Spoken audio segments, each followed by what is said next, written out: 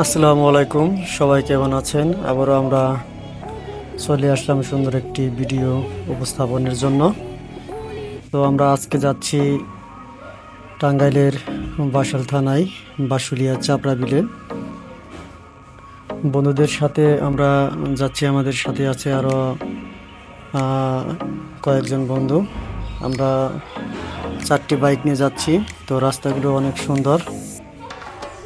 তো গত বছরের তুলনায় এবারের রাস্তার পিচ ঢালাই অনেক সুন্দর হয়েছে। আগে রাস্তাগুলো ভাঙা ছিল, কিন্তু এবার দেখলাম রাস্তাগুলো অনেক সুন্দরভাবে মেরামত করা হয়ে গেছে। তো যাই হোক, দেখতে দেখতে মোটামুটি আমরা চাপড়া বিলের কাছাকাছি চলে আসছি। তো বলার মতো তেমন কিছু নেই যে বেশি করে বলবো, কিন্তু বলতে গেলে অনেক কিছু বলা যায়। তো আমরা আজকে যাব। গত বছর তুলনায় এবছর পানি অনেক কম হওয়াতে পর্যটকের পরিমাণও কম। তবে এখানে গাড়ি পার্কিংয়ের বিষয়টা আছে। তো আমার জানা মতে গাড়ি পার্কিং 20 টাকা করে রাখার কথা, কিন্তু এবছর কয় টাকা করে গাড়ি পার্কিং করে সঠিক জানা নেই। তো দেখতে দেখতে চলে আসলাম আমরা এখানে গাড়ি পার্কিং করব। এখানে আমাদের মামুন ভাই এবং আমার গাড়িটা এখানে পার্কিং করলাম। তো পার্কিং 30 টাকা করে রাখবে। এখান থেকে পরিবেশটা অনেক সুন্দর দেখা যাচ্ছে। পানি অনেক কম আসছে বিদায় গত বছরের তুলনায় কি বলবার, তারপরেও অনেক সুন্দর। তাজুর ভাই আমাকে হাই জানালো। তো ফাইনালি আমরা একটি নৌকা ভ্রমণ করার জন্য একটা নৌকা সিলেক্ট করলাম 1000 টাকা দিয়ে 3 ঘন্টার জন্য। তো আমরা ঘুরে দেখব চারপাশ, এবং আমাদের মূল টার্গেট সুন্দর বিকেলবেলা একটু ঘোরাঘুরি করবো এবং সময় কাটাবো। তো অনেকেই নৌকায় চিপস, পানির বোতল নিয়ে আসছে। আমরা ওই চকের মাঝখানে যাব।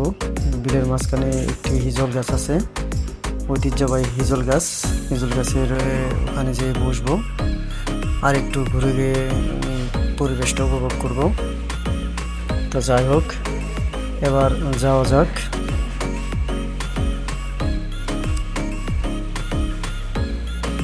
যে নৌকাটা পরিচালনা করতেছে সে বলতেছে, মামা এবছর পানি খুবই কম হওয়াতে পর্যটকও কম। তো দেখতে দেখতে আমরা চলে আসলাম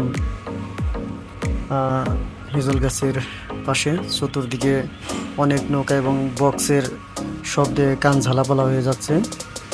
তবু আমরা একটু শান্তিপ্রিয়ভাবে আমাদের সুন্দর বিকাল শেষ করব আশা করি। তো অনেকেই আবার গাছের উপরে উঠেও ছবি তোলাতুলি করতেছে এবং অনেকেই গোসলের জন্য ব্যস্ত হয়ে পড়েছে।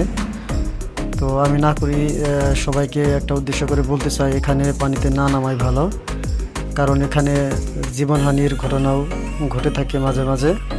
তাই কেউ এখানে নামার চেষ্টা করবেন না। যারা সাঁতার পারবেন তারা শুধু নামবেন,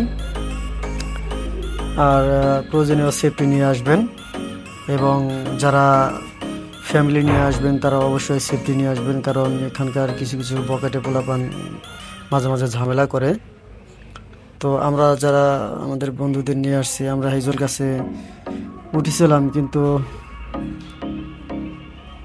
নেমে আসলাম, কারণ এখানকার পরিবেশটা এতটা ভালো নয়।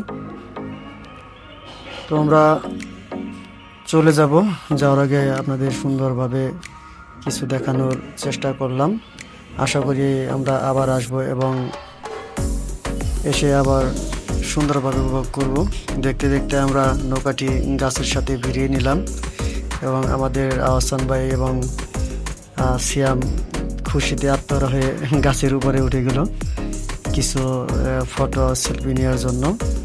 তো সাবধানে আমরা ফটো এবং সেলফি শেষ করব ইনশাল্লাহ। তো মামুন ভাই ভয় পাচ্ছে, দেখা যায় দেখি কি করে। যাই হোক, মামুন ভাই উপরে উঠতে পারতেছে না।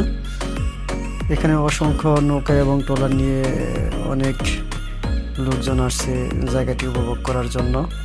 সুন্দর পরিবেশ কার না ভালো লাগে এবং সুন্দর মনোরঞ্জন দৃষ্টিনন্দন একটি পরিবেশ। আজকে শুক্রবার হওয়াতে লোকজন অনেক বেশি। হাসান ভাইকে বেশ ভালো লাগছে, তাজুল ভাই তো সবসময় এক্সাইটেড থাকে নতুন কোথাও ঘুরতে যাওয়ার জন্য। তো আমরা পরবর্তীতে আবার কোথাও ভ্রমণে যাব, কাছাকাছি কোনো লোকেশনে। এর থেকে ভালো লোকেশন আরও অনেক জায়গা আছে যেখানে ঘোরার মতো পরিবেশ অনেক ভালো। তো আমি আর কথা বাড়াবো না, বা ভ্রমণ আমাদের এখানে শেষ, আমরা এখন চলে যাব। তো যার আগে সবাইকে